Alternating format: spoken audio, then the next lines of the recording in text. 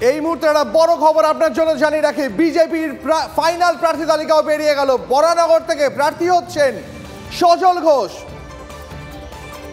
আপনাদের জানিয়ে দিই, বরানগরে উপনির্বাচনের প্রার্থী হলেন সজল ঘোষ।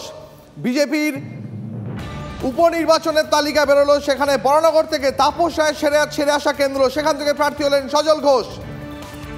মুর্শিদাবাদের ভগবান গোলার প্রার্থী হলেন ভাস্কর সরকার। এই মুহূর্তে বড় খবর, বরানগর উপনির্বাচনে বিজেপি প্রার্থী সজল ঘোষ। উপনির্বাচন, তাপস রায় বিধায়ক পদ ছাড়ায় বরানগরে উপনির্বাচন। তাপস রায় সেই লোকসভা নির্বাচনের জন্য যে কেন্দ্রটি ছেড়ে এলেন, সেখানে উপনির্বাচনে এবার প্রার্থী সজল ঘোষ।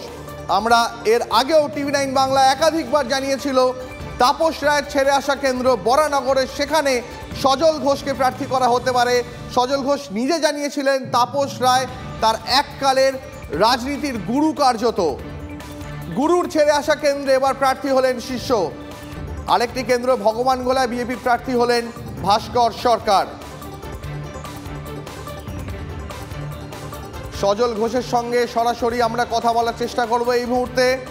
সজল ঘোষ বিজেপির উপনির্বাচনের প্রার্থী বরানগর থেকে এই মুহূর্তে আমাদের সঙ্গে টেলিফোন লাইনে সরাসরি রয়েছেন। সজল দা, এই খবর আপনাকে প্রথম কে জানালো? দলের তরফে পেলেন কি? আপনি জানালেন প্রথম। আপনি জানালেন প্রথম। তাহলে TV9 বাংলায় আপনাকে প্রথম জানালো যে বরানগর উপনির্বাচনে আপনি প্রার্থী হচ্ছেন। এখনো হচ্ছেন না হয়ে গেছি সেটা বলুন না। আপনার নাম ঘোষণা হয়ে গেছে ইতিমধ্যে, আমাদের কাছে খবর রয়েছে।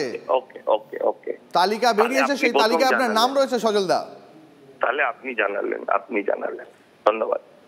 জিতবো, মানুষের আশীর্বাদ নিয়ে জিতবো, কথা দিয়ে গেলাম। সজল বাবু, আপনাকে অনেক অনেক অভিনন্দন প্রথমেই। আর আপনার নাম যেভাবে প্রার্থী তালিকায় এসেছে, উপনির্বাচনে আপনি লড়তে চলেছেন বরানগর থেকে, সেখানে প্রার্থী করা হয়েছে, আপনাকে কেমন লাগছে?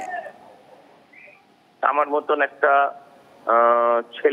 ছেলের প্রতি দল যখন বিভিন্ন ক্ষেত্রে আস্থা রাখে, তখন মন থেকে নিজেকে শক্ত করি এবং শপথ নেওয়ার অঙ্গীকার করি যে দল যে দায়িত্ব আমায় দিয়েছে সেই দায়িত্ব আমি পালন করে জিতিয়ে দলকে দেখাবো। সজল দা, লোকসভায় আপনি প্রার্থী হওয়ার কথা শোনা যাচ্ছিল যে আপনি প্রার্থী হতে পারেন, সেখানে লোকসভায় প্রার্থী না হতে পারার যে আক্ষেপটা, খানিকটা কি সেখানে বরানগর উপনির্বাচনে প্রার্থী হওয়াটা মেটালো খানিকটা? আমি আপনাকে বুঝিয়ে বলি, আমার তখনও আক্ষেপ ছিল না, আমার এখনো কোনো আক্ষেপ নেই। আমি বরঞ্চ খুশি, কারণ সবগুলোই জিতবো। তাপস রায়কে আমাদের দলে আনার ক্ষেত্রে অনুঘটকের ভূমিকা আমার ছিল এবং আমি বারবার বলেছিলাম যে আমার থেকে তাপস রায় ভালো প্রার্থী।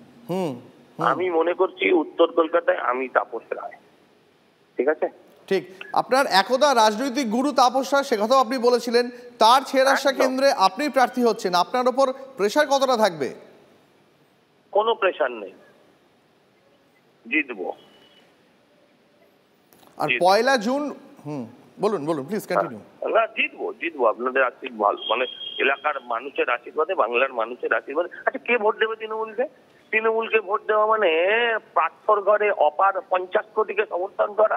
তৃণমূলকে ভোট দেওয়া মানে চাকরি চুরিকে সমর্থন করা। তৃণমূলকে ভোট দেওয়া মানে রাত্রিবেলা পিঠে খেতে যাওয়া। তৃণমূলকে ভোট দেওয়া মানে সন্দেশখালী মায়েদের অসম্মান করা। কে ভোট দেবে ওদের?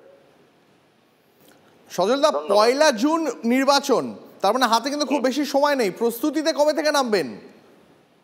আমার প্রস্তুতি চলছে। ধন্যবাদ। আপনাকে অনেক ধন্যবাদ আমাদের সঙ্গে কথা বলার জন্য। সজল ঘোষ আমাদের সঙ্গে ছিলেন, যিনি এই মুহূর্তে আপনাদের সর্বশেষ খবর জানিয়ে রাখলাম, বরানগর উপনির্বাচনে বিজেপির প্রার্থী হচ্ছেন।